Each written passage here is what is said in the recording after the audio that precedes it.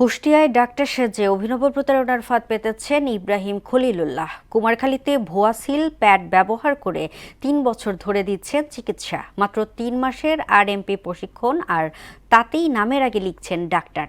এলাকায় খুলে বসেছেন চেম্বার, ব্যবহার করছেন সিল ও প্যাড। এখানেই শেষ নয়, সেবার নামে দিচ্ছেন ভুল চিকিৎসা। দ্রুত বিচারের দাবি জানান ভুক্তভোগীরা। যথাযথ ব্যবস্থায় আশ্বাস দিচ্ছেন কর্তৃপক্ষ। পার্থসারথী ঘোষের তথ্যে বিস্তারিত জানাচ্ছেন ডলি বিনতে মনোয়ার। কুষ্টিয়ার কুমারখালী শিলাদহ ইউনিয়নের বেলগাছি বাজারে ছোট্ট একটি রুমে প্রায় ৩ বছর ধরে চিকিৎসা সেবা দিয়ে আসছেন হাফেজ মোহাম্মদ ইব্রাহিম খলিলুল্লাহ। নিজেকে চিকিৎসক পরিচয় দেয়া ইব্রাহিম বছর কয়েক আগেও মসজিদের ইমামতি করতেন। একটি কলেজ থেকে সাধারণ ডিগ্রি সম্পন্ন করলেও চিকিৎসা বিষয়ে নেই কোনো প্রাতিষ্ঠানিক শিক্ষা। শুধু আছে কুষ্টিয়ার একটি স্বাস্থ্য কমপ্লেক্স থেকে নেয়া মাত্র ৩ মাসের আরএমপি প্রশিক্ষণ। আর এতেই তিনি বনে গেছেন চিকিৎসক।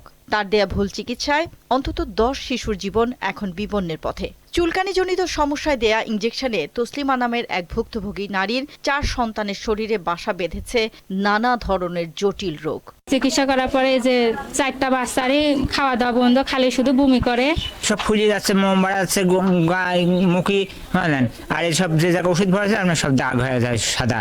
অভিযুক্ত ওই ভুয়া চিকিৎসকের প্রতারণার শিকার হয়ে উপজেলা নির্বাহী কর্মকর্তা বরাবর অভিযোগ দিয়েছেন ভুক্তভোগী ৯টি পরিবার। চুলকানি ঠিক হয়ে গেছে, কিন্তু যে মেয়ের মুখে লোম বেরোইছে আর হচ্ছে 2 টেবি ফুলে গেছে। ইনজেকশন দিয়েছে, ভুল ওষুধ খাওয়ায় এরকম অবস্থা হয়েছে। আমার বাবু 1-1.5 মাস ভাত খায় না। ভুল ট্রিটমেন্ট দিয়ে এর সমস্যা বেশি বাড়েছে। এখন আমরা এর বিচার চাচ্ছি। ডাক্তারের সর্বোচ্চ শাস্তি হয়, যাতে আমার বাচ্চাটার ক্ষতি হয়েছে আর কোনো বাচ্চার ক্ষতি না করতে পারে। এদিকে ভুল চিকিৎসা ও ভুয়া সিল প্যাড ব্যবহারের কথা স্বীকার করেছেন অভিযুক্ত ওই ভুয়া ডাক্তার।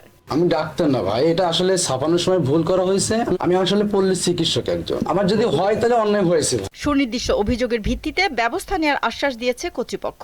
গ্রাম্য চিকিৎসক তো তার চিকিৎসা দেওয়াই তো উচিত না। আমাদের কাছে অভিযোগ করলে, অফিসিয়ালি অভিযোগ আসলে আমরা এটা তদন্ত করে দেখি।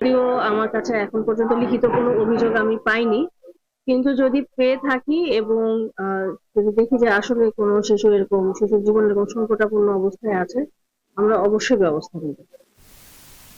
ডলি বিনতে মনোয়ারা, মোহনা সংবাদ।